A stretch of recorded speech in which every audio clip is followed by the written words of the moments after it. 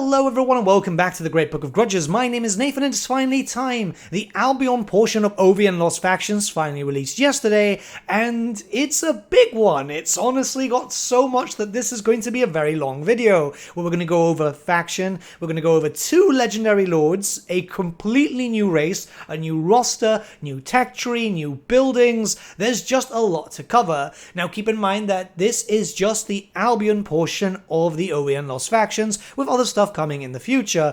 But if you're a fan of Albion, if you're a fan of it from Warhammer 2, you're really going to love the changes here. So let's not waste any more time, jump right in, because yeah, there's a lot to talk about. Also, a very quick note that this is just the first time it's been uploaded, so things can change as time progresses throughout the mod's lifespan. Anyways, the first legendary lord, as you can see, starts off in the Northern Chaos Waste. So this means that you have 2 different start positions for Albion, which is great. So you have a little bit of variety. If you've played it once, you can play it again just in the different position. And yeah, this is straight into the enemy lines, something that you can kind of expect as, well, there's a lot of chaos that needs to be cleansed. Your faction effects are immune against attrition caused by Chaos Corruption, Corruption minus 25, that's a really big one there, and melee attack plus 7 when fighting against Warriors of Chaos, Norsca, and Demon factions. Your Lord effects are also quite strong too, where you've got campaign movement range plus 15%,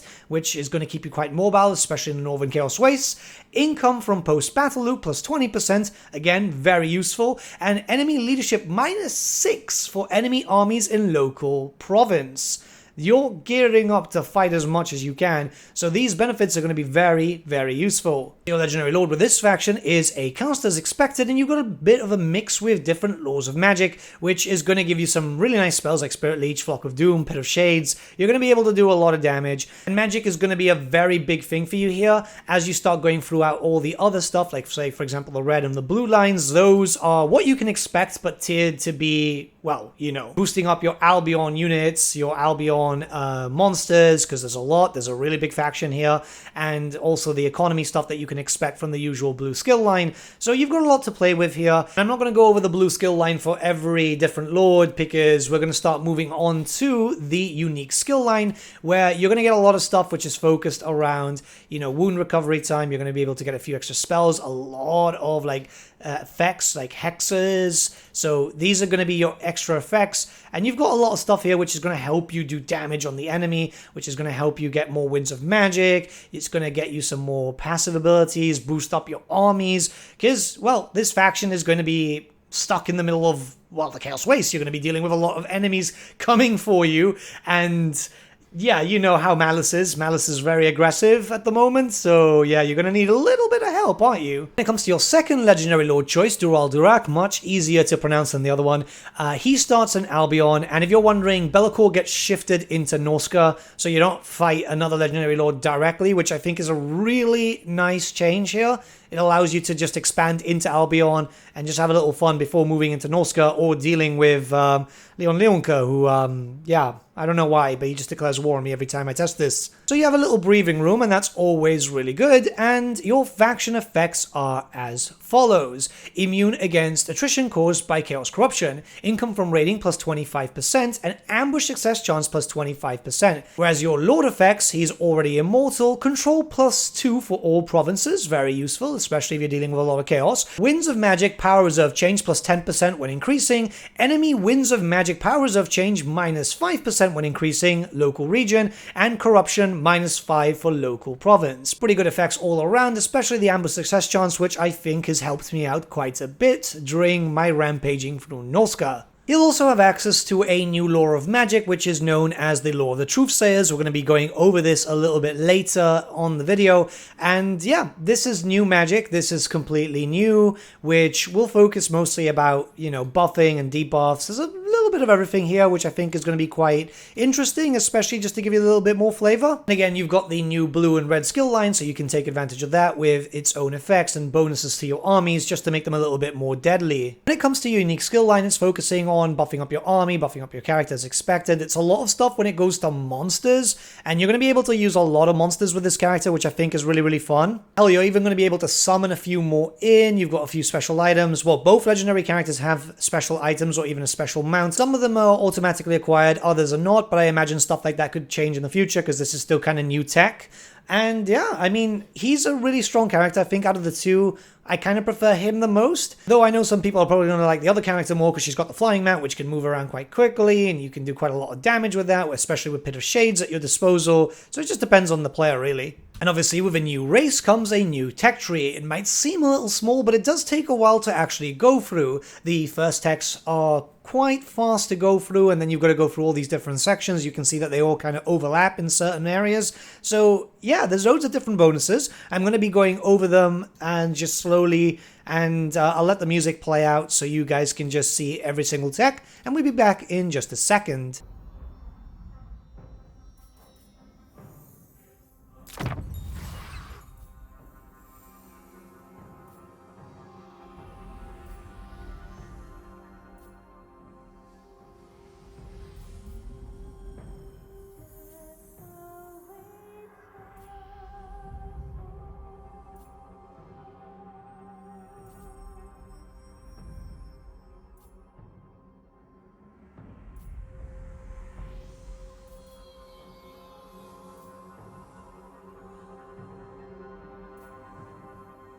We're going to talk about construction now, and there's quite a lot because you've got loads of unique buildings and a massive roster there. We'll talk about the roster a little bit later. We're going to talk about the landmarks first. The landmarks themselves can be quite powerful. These are the ones in Albion. I'm not too sure there's any outside. There might be, but really the mod only just dropped yesterday, and there's only a certain amount of time in the day. However, you can see that you can get good bonuses. How the first one that you've got access to if you start in Albion gives you a massive increase to Lord and Hero recruitment rank, so you can actually have some pretty decently leveled up characters already at the start of your campaign. Others will help with recruitment, hell, even recruiting new units, or even just getting diplomatic relations, better magic. It is very beneficial for you. It's important to keep in mind that some of them will also hurt your diplomatic relations with the Chaos factions, which means that they will start moving for you. Anyways, once we start moving to the other stuff, you will notice that you've got the Ogham Stones. So these are very powerful. It can also lead to Chaos Invasion, so you do have to keep an eye on that. But they will provide garrison, they will provide income, they will help you a lot in general, and I feel like they're just very beneficial for you to have. This is also tied up to another mechanic, which is, well, you know, it's the same thing as the Lizardmen, and you can get bonuses that the Ogham Stones will make it stronger for you, so you'll get much better benefits as time progresses. And yeah, you kind of want this anyway, especially if you can just get like income from all buildings, get a lot of cash flow, and just be able to fund as many armies as possible. And yes, it works exactly the same way as the Lizardman one, so all you have to really do is link up certain settlements. There's quite a few of them, and it will kind of just be natural for you as you start expanding your empire anyway. One thing I really like about the basic military buildings is that they don't pass tier 3, which is absolutely fantastic, as that means that you can have these on your minor settlements and focus your major settlements to everything else which is more important, you know? So I'm a really big fan of this. And it's a lot of the units too. You can already see that a big chunk of your roster is available for your basic settlements. Again, massive, massive benefit when you're building up armies. It's something that I wish was more of a case in vanilla too. Anyways, when we start looking towards the advanced military, there's not a lot of buildings there, but as you can see, they're quite beneficial to you as they'll start providing some bonuses, maybe remove corruption or get some extra winds of magic. There's also the other one which will help with research rate. And again, this means that you can get a basic capital settlement and build them all up, which again, very, very useful. Mind you, there is some stuff like obviously the landmarks or even some infrastructure stuff which does need a higher tier. Always get the landmark, at least that, but with the infrastructure, I don't think it's needed. Well, depending on your difficulty and where you're actually building at this point anyway. Defense and infrastructure buildings are as expected. Defense will allow you to get a better garrison, though, you know, the Ogham Stones can kind of supply that. And keep in mind that you can't build up walls as Albion, which kind of makes sense. They're more of a primitive type of faction.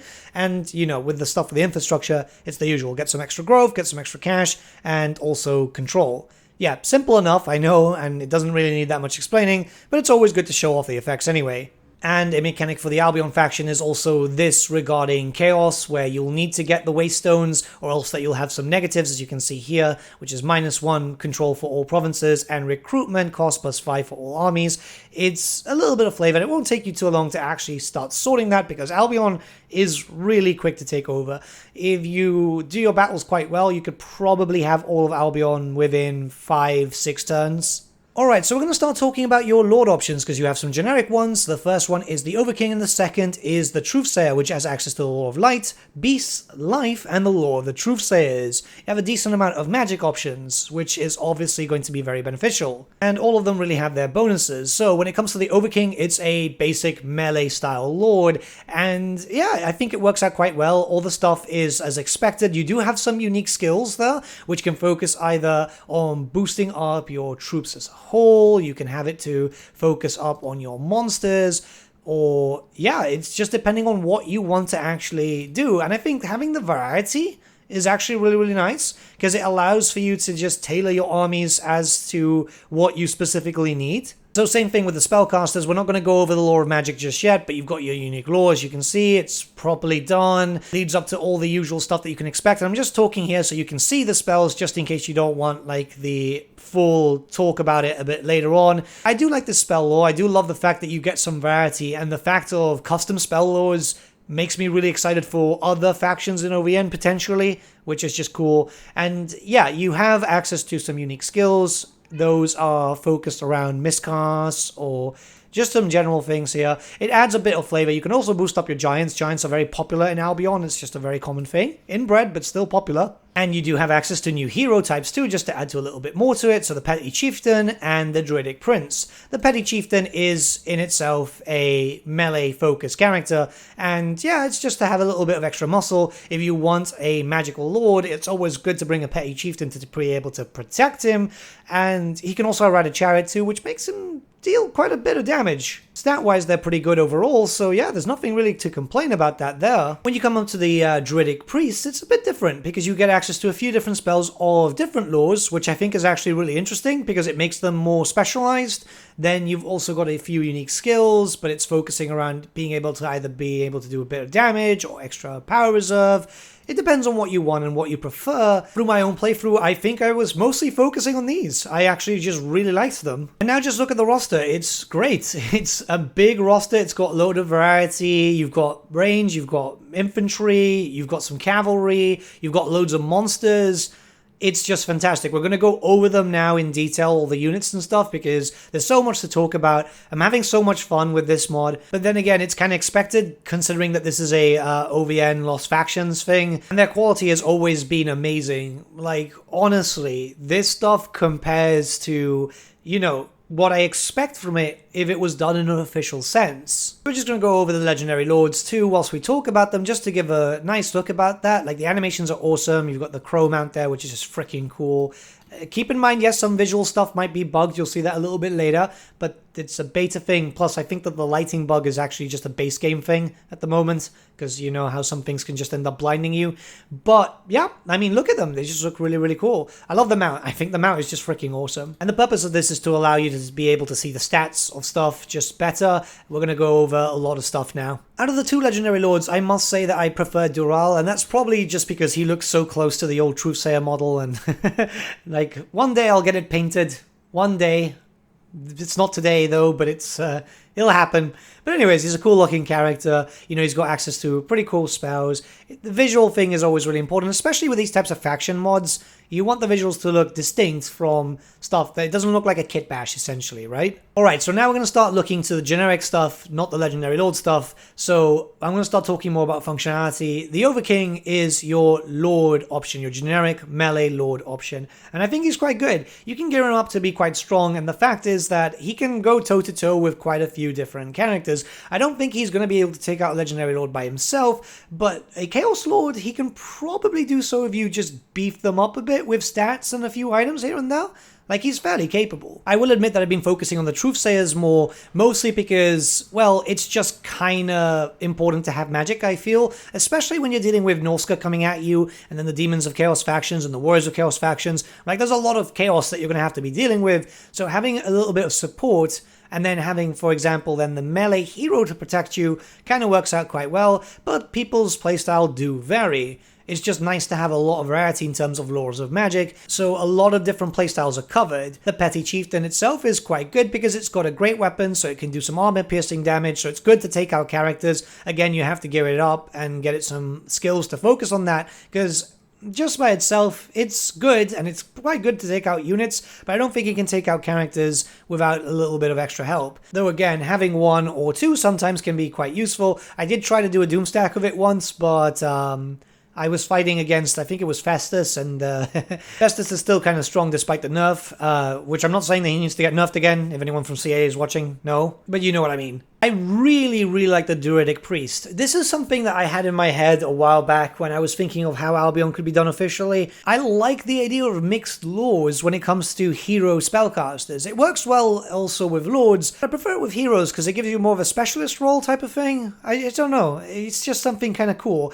But in general, yeah, it's a good support. It's honestly really good support. It allows you to play with different things as you start just making up different armies, because there's so many compositions that you can go for. So we're going to start looking at units, and obviously first we've got the lowest tier in a sense. These are the Warband. There's three different variants, sorry. We've got the first one, which is Sword and Board. The next one will be Spears, and the one after is Great Weapons. So it gives you some variety. It gives you a nice defensive line at the very beginning, which you're going to need. Spears are obviously very good because, you know, anti-large, and you're going to be dealing with a lot of large monsters, you know, Chaos Spawn and all that type of stuff. And then you have the Great Weapons to deal with some armor. Again, Chaos Warriors, they're going to be common around these areas. Decent stats all around, to be honest. It's a tier 1 unit. Well, some of them are tier 2, but yeah, they stay in the tier 1 margin, more or less. So I wouldn't say anything too bad about them. So we're going to start looking at units, and obviously first we've got the lowest tier in a sense. These are the Warband. There's three different variants, sorry. We've got the first one, which is Sword and Board. The next one will be Spears, and the one after is Great Weapons. So it gives you some variety. It gives you a nice defensive line at the very beginning, which you're going to need. Spears are obviously very good because, you know, anti-large, and you're going to be dealing with a lot of large monsters, you know, Chaos Spawn and all that type of stuff. And then you have the Great Weapons to deal with some armor. Again, Chaos Warriors, they're going to be common around these areas. Decent stats all around, to be honest. It's a tier 1 unit. Well, some of them are tier 2, but yeah, they stay in the tier 1 margin, more or less. So I wouldn't say anything too bad about them. Oathsworn will form part of your big front line. There's two versions, the Halberd and the Sword and Board. Very decent stats all around, as you can see. High armor, high leadership. They're going to be there to be able to give you something to fight back against Chaos Warriors, demons, because your lower tier stuff will not last, let's be honest. So it's just good to have a little bit of support there, and I feel like they do it really well. The Woad Raiders are a unit that I've found myself using fairly often. You see, not only do they have Frenzy and they're able to do a lot of damage, they're anti-unit essentially because, you know, the additional hand weapons, but they've also got access to a decently high physical resistance, again thanks to the paint, and I think that that really makes them a unit that you could see using for a decent amount of time of your campaign. I did try to run a full stack of them, but it wasn't that effective. It does help to mix and match your armies, I feel, with Albion, having some support here and there. But when they work as a support unit, they're really good. Though you'll start to replace them as soon as you can with Maiden Guard 2, as they've got the Ward Paint 2, they've got Devastating Charge, they've got Anti-Infantry, they're just able to do a lot more damage. Yeah, and this is the thing I was talking about, there's a current lighting issue with the faces. Don't let it bother you though, because the unit really performs well in battle, and yeah, if you're going for a melee focus, definitely you want some of these. Highlanders are a fantastic frontline unit as they've got Unbreakable Will, they're disciplined, they've got armor piercing, they're anti-infantry, they just do a lot of damage, and again, the Chaos Warrior situation, very good for that. I've also noticed them to be quite good when I'm dealing with Bretonnia, as Bretonnia does cause a lot of problems. If you can hold down the Knights, you could do a decent amount of damage to them. Like, you're going to notice that the Albion roster just kind of gets better and better, which is expected, but it keeps in the same line. You're not getting drastic different unit changes, like, say, for example, the Empire, where you go from, you know, swordsmen, spearmen to great swords. here you get a lot of everything. Then we've got some Monsters Infantry here with the Chosen of Ishernos, who, I mean, they look just freaking awesome. I love these types of things when, you know, modders just get a little bit out there and experiment, and yeah, I mean, look at it.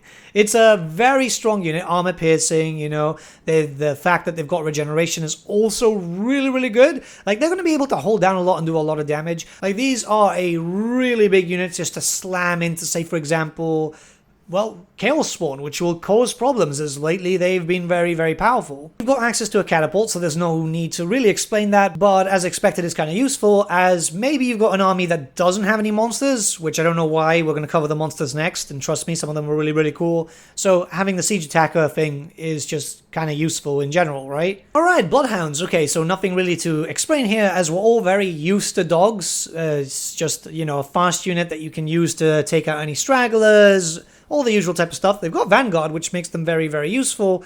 And yeah, I mean, they look great. I love the model choice, honestly. It's very different. It's not like, for example, with CA, no shame to CA there, but they use the same model a lot. And it's kind of obvious. Well, then again, for the Chaos factions, it makes sense. Feral Griffins will come in as a nice flying monster for you. Like, you won't need to use these, but it's always really helpful if you're dealing with Manticores or Pegasuses or, well, pretty much anything that flies.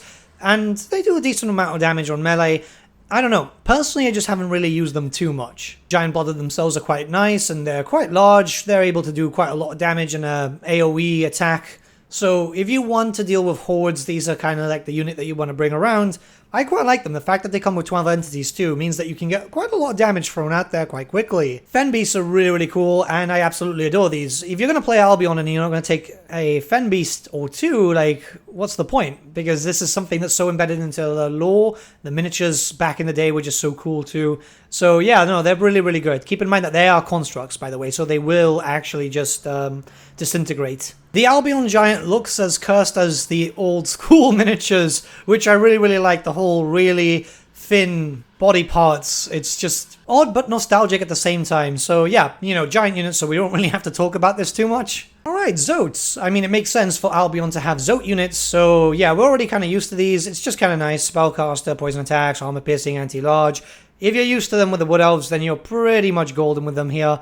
And yeah, you could probably bring them around because the speed is actually so good that you can use them as really heavy cav too. You'll also get access to a ranged version of the Giant, which is a stone thrower. If you don't want to use the catapults, I mean, these work out quite well because you're getting a Giant that can also throw stuff. It's obviously using the animations from the Cygor. And I think that works out well because it's supposed to look a bit weird. You know, these Giants are supposed to be really inbred. Like, I can't stress that enough.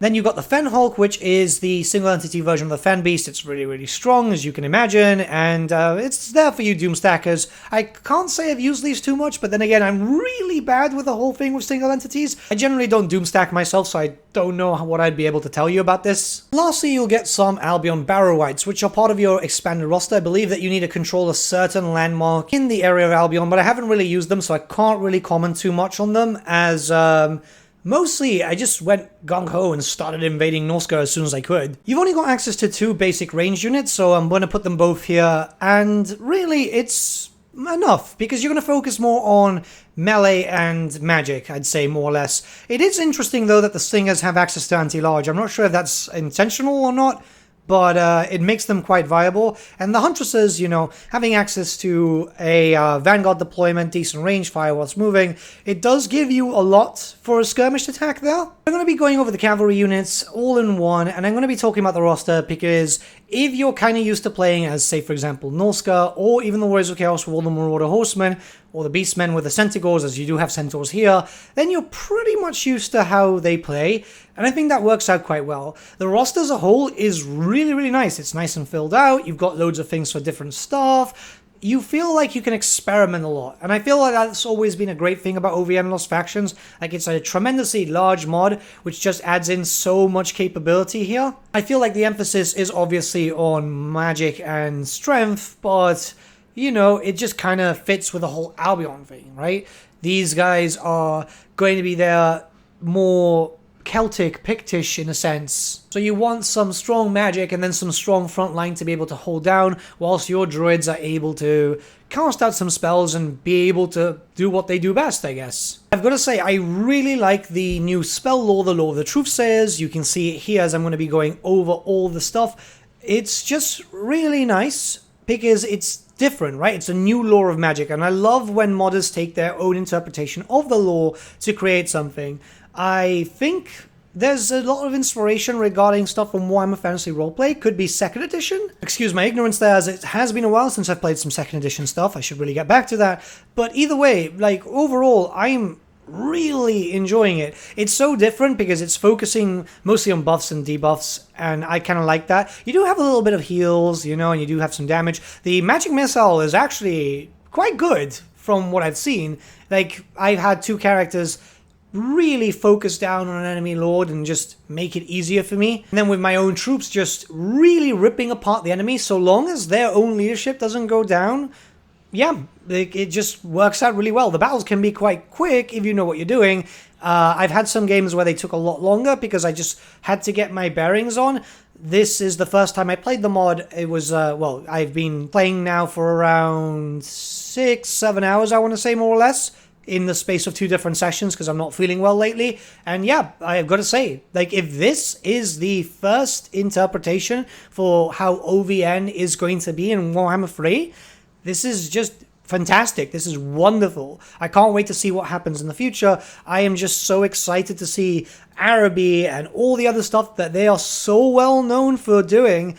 Like, the OVN team have always been, like, pinnacles in the modding stuff here. There's no word on the other factions just yet, but I imagine that they're taking their time, because if they're going to be as well prepared as Albion, then it's definitely going to be worth it. But with all that being said, if you want to try out this mod, it can be found in the description below. And yeah, try it. Honestly, you're going to have a lot of fun having a new race, having a new playstyle, having just something different to play, especially now that we've been, what, like 2 months now post Immortal Empires? Now you can get something completely fresh. But let me know what you guys think about Albion in the comments below, and let's start a bit of a discussion.